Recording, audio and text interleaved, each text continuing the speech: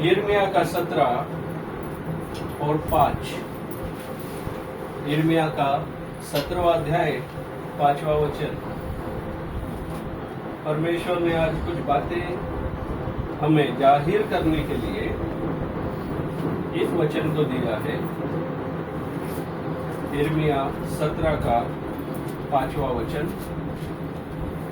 यहोवा यो कहता है, श्रापित है वह पुरुष जो मनुष्य पर भरोसा रखता है और उसका सहारा लेता है, जिसका मन यहोवा से भटक जाता है। Hallelujah, hallelujah. ये सभी को मिल गया है, मिला है सभी को। जिसे मिला है एक बार वापस से पढ़ेंगे इसे।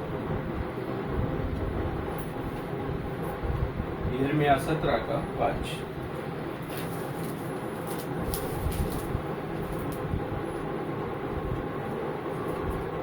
पढ़ेंगे।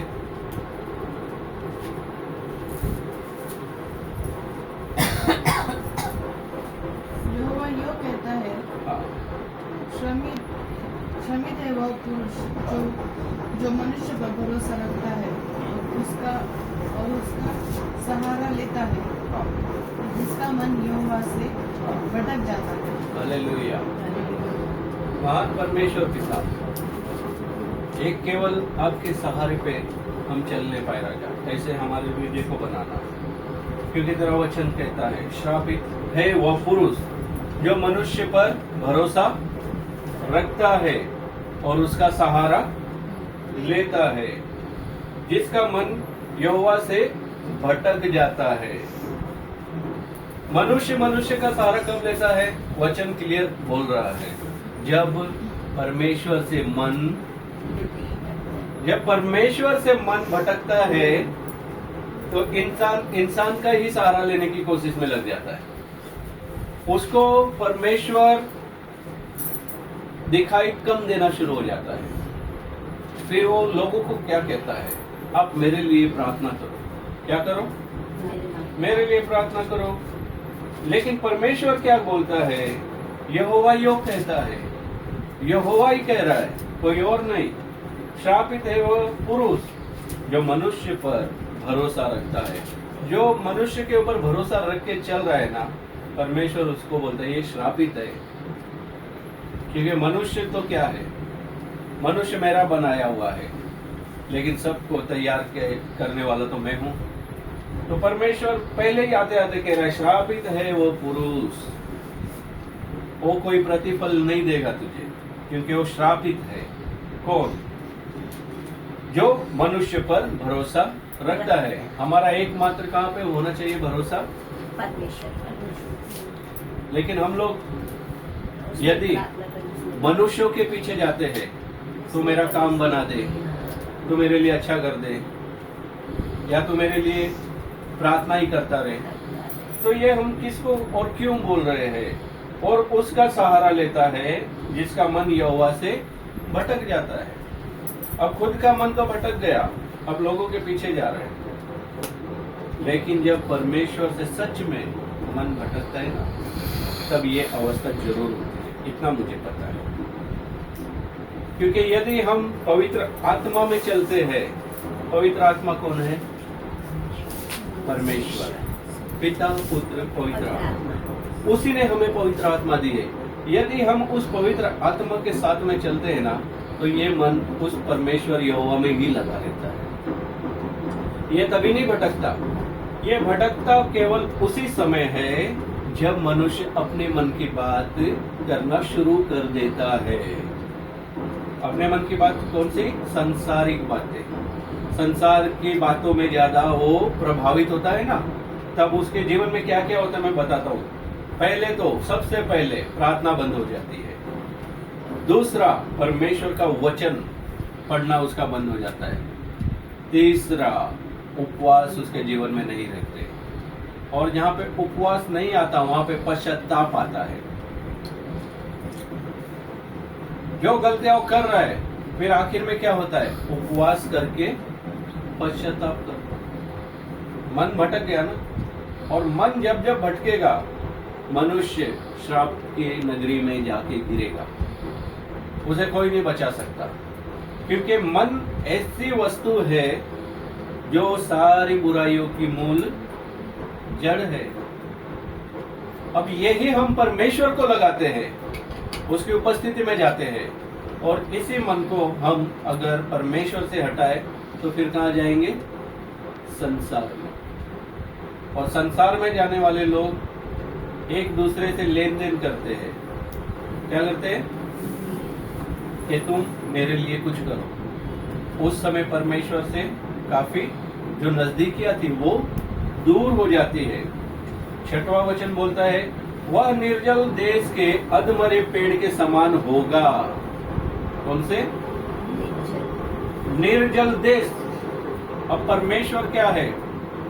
सोता है जीवन का, जीवन का जल परमेश्वर है। यहाँ पे क्या लिख दिया? वह निर्जल देश के अधमरे पेड़ के समान होगा। अधमरा पेड़ जिसने जीवन के जल को छोड़ दिया, जो जीवन के जल से दूर चला गया। जीवन के जल से दूर जाएंगे तो निर्जल देश में चले जाते हैं। और निर्जल देश कोई दुबई, अमेरिका, अफ्रीका नहीं है। वो अदन की वाटिका से निकल के जो सृष्टि पे परमेश्वर ने उनको छोड़ा, अदन की वाटिका को निकाल दिया, आदम और हवा को। तो निर्जल देश जब जब परमेश्वर की उपस्थिति से बाहर जाते हैं, बाहर, तो निर्जल देश हमारे इंतजार में खड़ा रहता है। और हमारा भीतरी मनुष्य जो है वो कैसा हो जाता है? अधमरा, अधमरा हो जाता है। और अधमरा कैसा रहता है? एकदम सूखा साका, उसमें कोई फल नहीं दिखाई देता। उसके जो फल रहते हैं ना वो भी गिरना शुरू हो जाते हैं। ये है हमारी आध्यात्मिक जीवन की गिरावट का चिन्ह। अगर जल से भरे रहना है तो परमेश्वर की उपस्थिति में चलना है, नहीं तो निर्जल देश के अधमरे पेड़ के समान होगा और कभी भलाई ना देखेगा। अब भलाई करने वाला कौन है? परमेश्वर है ना। भलाई करने वाला परमेश्वर है। वह निर्जल और निर्जन तथा लोनछाई भूमि पर बसेगा। निर्जन, निर्जन होते ना, निर्जन, जहाँ पे कोई जन नहीं, हाँ, वो ऐसे निर्जल और निर्जन। ये कब होता है पता है? ये बिल्कुल 2 दिन में, 15 दिन में या 1 महीने में नहीं होता। ये धीरे धीरे धीरे धीरे धीरे धीरे होता है। कहने का मतलब जैसे बार बार अजगर हवा के पास आ रहा था ना, वो फल को खा ले ये मनाने के लिए, ऐसे ही हमारे जीवन में बहुत सारी बातें आती है गिराने के लिए। उस समय हमें बहुत अच्छा लगता है उस समय, लेकिन जब उन्हीं बातों में हमारा समय, महीना, 15 दिन, 20 दिन या 2 महीना जाता है ना, तब हमें अपने जीवन में खुद सूखापन महसूस होना शुरू हो जाता है। 7वें वचन में लिखा है, धन्य है वह पुरुष जो यहोवा पर भरोसा रखता है। हालेलुया। बोलो, मैं धन्य हूँ, मैं धन्य हूँ। धन्य है वह पुरुष जो यहोवा पर भरोसा रखता है, जिसने परमेश्वर को अपना आधार माना हो। क्या माना हो?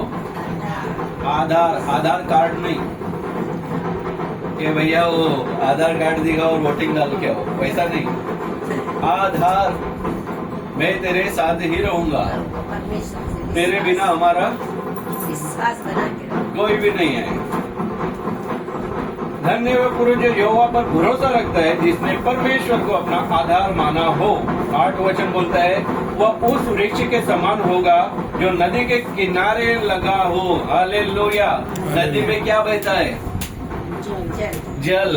उसके ऊपर क्या पड़ा? निर्जल देश। हालेलुया। जो परमेश्वर को आधार मानेगा वो ऐसी नदी के किनारे पे है जहाँ पे जल बह रहा है और वो किनारे पे है, परमेश्वर की उपस्थिति उसके करीब से जाती रहेगी और वो उससे संतुष्ट होता रहेगा, अभिषेक में भरता रहेगा, उसके जीवन में उन्नति होती रहेगी, बंद द्वार खुलते रहेंगे और उसके जीवन में जो परमेश्वर ने रखा है वो फल स्वर्ग से उसके जीवन में दिखाई देगा। हालेलुया। तो ये नदी के किनारे वाला जो है ना मनुष्य, वो सबसे सौभाग्यशाली है। क्या है? सौभाग्यशाली। वह उस वृक्ष के समान होगा जो नदी के किनारे लगा हो और उसकी जड़ जल के पास परमेश्वर के पास उसका पूरे हृदय, पूरी आत्मा फैलती जाएगी और वो जो अभिषेक है जो परमेश्वर का, उसके अंदर उमड़ता जाएगा और उसके जीवन में ऐसा भरा पूरा जीवन होगा जिसमें समृद्धि, शांति, आनंद की भरपूरी होगी। हालेलुया। हालेलुया। फिर वो कहेगा यहोवा मेरा चरवाहा है और मुझे कोई घटी नहीं होगी। हालेलुया।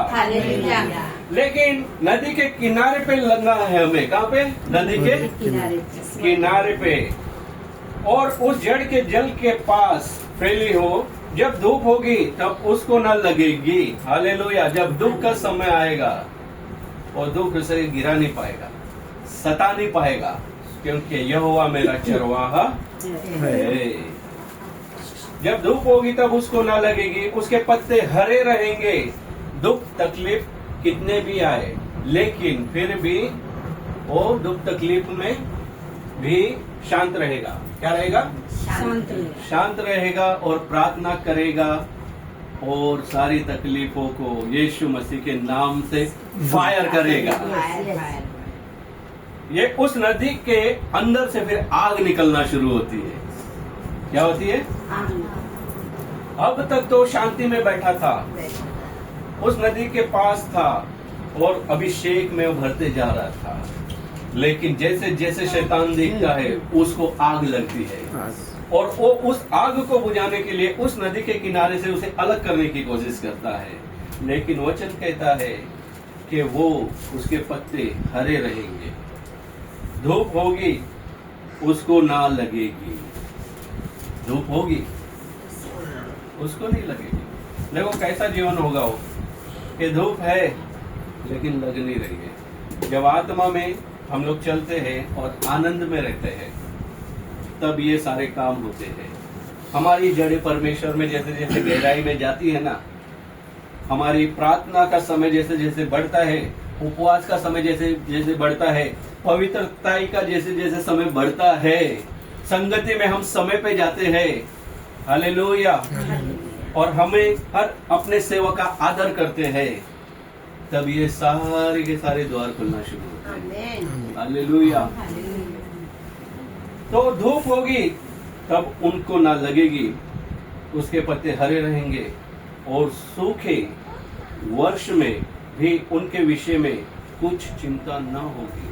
हालेलुया। हालेलुया। सूखा वर्ष होगा। सूखे वर्ष गर्मी होती है ना? गर्मी में भी वर्ष में उनके विषय में कुछ चिंता ना होगी, क्योंकि वह तब भी फलता रहेगा। फलता रहेगा। फलता कौन है?